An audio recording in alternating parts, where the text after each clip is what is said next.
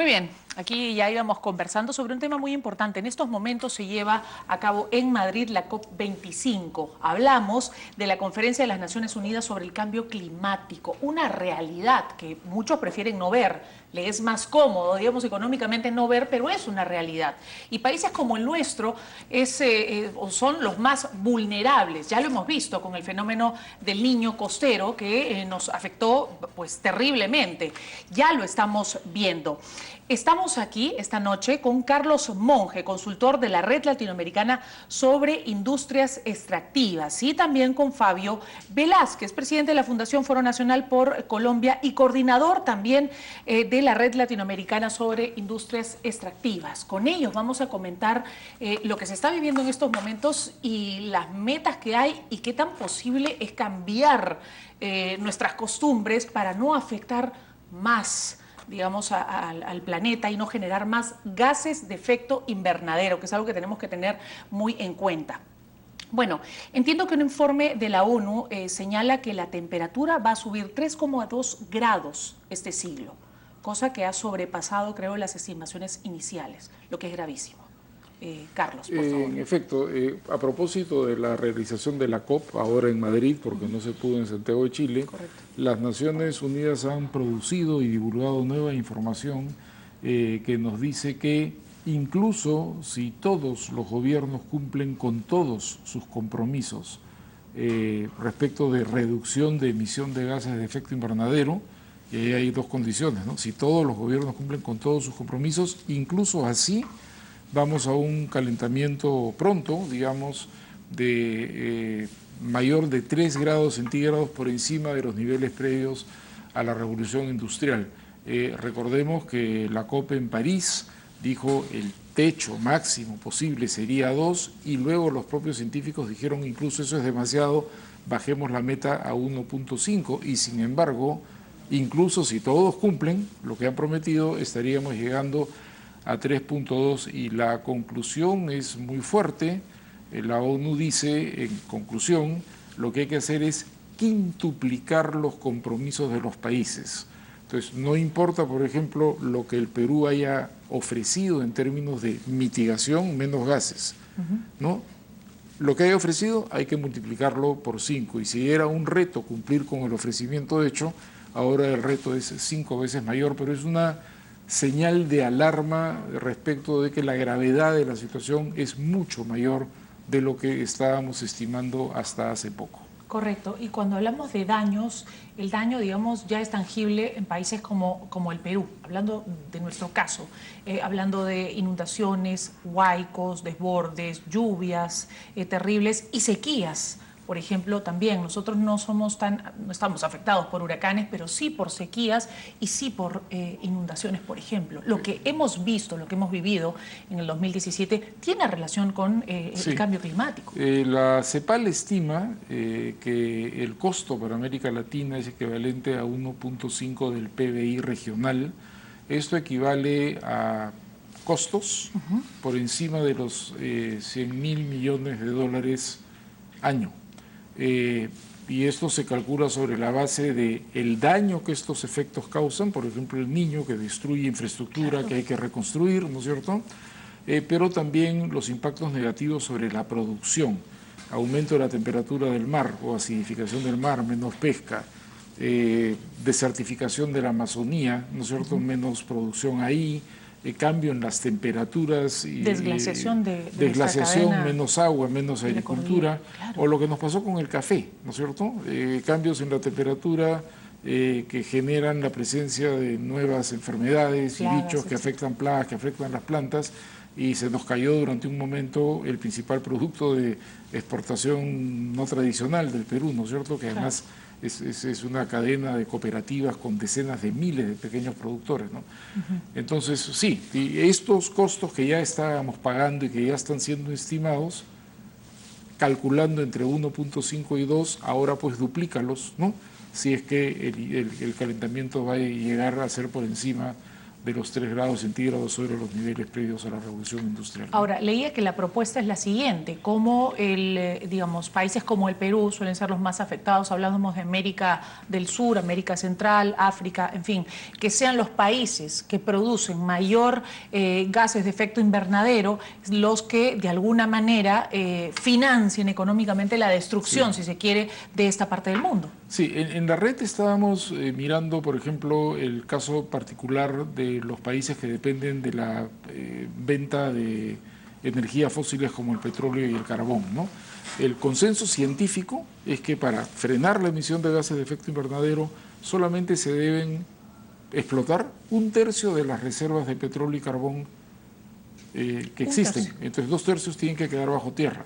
Entonces, la pregunta para los países de América Latina, que no contribuimos mucho y somos bien víctimas del calentamiento global, es, y entonces nosotros también tenemos que dejar parte de nuestras reservas bajo tierra, o tienen que hacerlo primero y principalmente, ¿no?, los países que históricamente han contribuido a generar este problema, Estados Unidos y Europa, que se industrializaron primero, o los países que ahora están contribuyendo más a este problema, China y la India, que están en una fase acelerada de industrialización, ¿no? Entonces lo que estamos discutiendo es qué retos le plantea esto a países que dependen mucho de la producción de hidrocarburos, y del otro lado surge toda una nueva discusión porque la transición mundial a una matriz energética limpia, ¿no?, con energía solar, eólica, de las mareas, requiere mucho mineral. Digamos, un carro eléctrico contiene 4 veces más cobre que un carro cualquiera.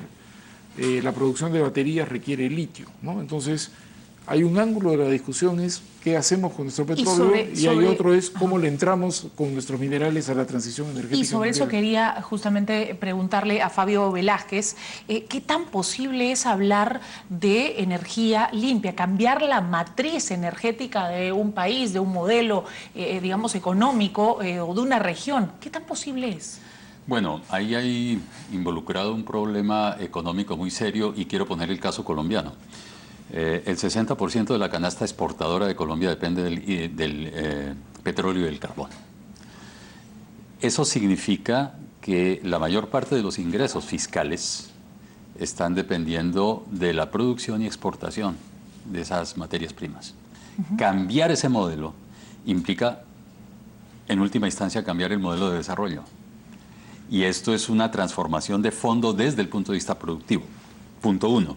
Claro. Pero hay un punto 2 también, que son los patrones de consumo. ¿Cómo transformamos patrones de consumo, digamos, de la gente para que la demanda de productos fósiles vaya bajando de tal manera que podamos nosotros comenzar a hacer esa transición hacia energías limpias? Y ahí hay un problema, digamos, hay problemas estructurales de cambio de modelo de desarrollo, pero hay también una cuestión, digamos, de conciencia ciudadana y gubernamental sobre la importancia y la necesidad de este cambio. Los datos que trae el informe de la ONU que acaba de señalar Carlos son datos dramáticos, casi que apocalípticos, ¿no es cierto? Y entonces van a implicar un cambio por completo de patrones de consumo y de producción, que es un cambio cultural y un cambio político. Entonces, el tema del cambio climático no es un tema solamente técnico. Claro, y de gobiernos. Y de gobiernos. ¿No? Es un tema de sociedad, de empresa y de gobierno. Y eso lo que plantea es un tema de lo que llamamos la gobernanza del sector. Es decir, cómo nos ponemos de acuerdo gobiernos, empresas y sociedad para tener una visión compartida de cuál debe ser el modelo de desarrollo y las formas, el camino que debemos seguir para hacer esa transición hacia energías más limpias. Ahí hay un problema de fondo que es muy complicado porque, como les acabo de decir, no hay una conciencia suficiente, el tema todavía no está en la agenda pública. Yo creo que en el momento en que comencemos a tomar conciencia de las implicaciones que tiene lo que acaba de señalar Carlos, vamos a tener que hacer una discusión y un debate público muy fuerte, con amplia participación ciudadana, sobre el cómo iniciamos el trayecto hacia una transición en países que dependen tremendamente de la exportación de materias primas de sus fósiles. energías o de sus materias Exactamente, primas, claro. ¿no? Y cuando los líderes mundiales que están muy enfocados en el tema económico prefieren no ver o prefieren negar estos cambios que ya estamos viviendo, más todavía en esta parte del planeta. Claro, ahí hay una cierta actitud de negacionista del tema, del problema, ¿no es cierto? Son conspiraciones, en fin, claro. Son enemigos, incluso del pueblo, qué sé yo, dice Donald Trump por allá. Entonces, si el máximo líder o el líder de una de las economías más fuertes dice eso, entonces, ¿qué nos espera? Claro, y además porque ahí están involucrados unos intereses muy fuertes. Claro. En torno al petróleo. El tema del transporte, por ejemplo. El transporte es una de las causas más importantes de generación de gas de efecto invernadero. Correcto. Entonces, hay que cambiar la matriz del transporte, pero en la matriz del transporte estamos involucrando intereses de los productores de automóviles, de los comercializadores de la gasolina, etcétera. Entonces, mire usted que el problema no es tan fácil, digamos. No les interesa si los grandes que tienen la gran responsabilidad de generar este cambio también no quieren porque no les conviene. Entonces... Y son sectores que han tenido mucha influencia en las decisiones de política pública. Entonces, hacer ese cambio, digamos, de una lógica de intereses muy ligado a una matriz energética basada en productos fósiles hacia una matriz limpia, vamos a tener, digamos, hay una lucha política. Correcto. En última es una lucha política. Pero cuando preguntaba qué tan posible es, lo preguntaba porque económicamente hablando, invertir en energía limpia es imposible para los gobiernos más grandes, para los gobiernos más pequeños, en fin. Bueno, ahí hay creo que varias respuestas, pero dos de ellas serían estas, ¿no? La primera es que, nuevamente apelando a la CEPAL y sus cálculos, decíamos que el costo, ¿no es cierto?, es 100.000 millones de dólares al año. Ellos estiman que el gasto en prevención y en ayudar a la adaptación de las poblaciones a las nuevas circunstancias, por ejemplo, haber prevenido y trabajado con los caficultores, ¿no? Para ver cómo se previene la roya amarilla producto del cambio de temperaturas y cosas por el estilo, eso costaría entre 20.000 y 30.000 millones. Entonces, es un buen negocio también invertir. Prevenir, y es un buen negocio ayudar a la gente a que se adapte. Por ejemplo, más daño causa una sequía que devasta toda una zona que invertir en sistemas de almacenamiento de agua que permitan regular los ciclos hídricos que ahora el calentamiento global ha vuelto locos y totalmente inestables, ¿no? Entonces, ahí hay una respuesta sobre el tema de costos. Y lo otro es que la discusión moderna también sobre la migración de matriz energética es que el Estado tiene que tomar una decisión y tiene que tener claro por qué apuesta. Entonces, la propuesta moderna es: usa instrumentos fiscales para desincentivar el consumo de gasolina, ¿no? Exacto. No promuevas más inversión en ese tipo de energías fósiles y más bien usa incentivos fiscales para facilitar o hablando en simple, agarrar, digamos, por el bolsillo, por donde más le duele. Carbono, y bajar el impuesto a la inversión en energías limpias y renovables, ¿no?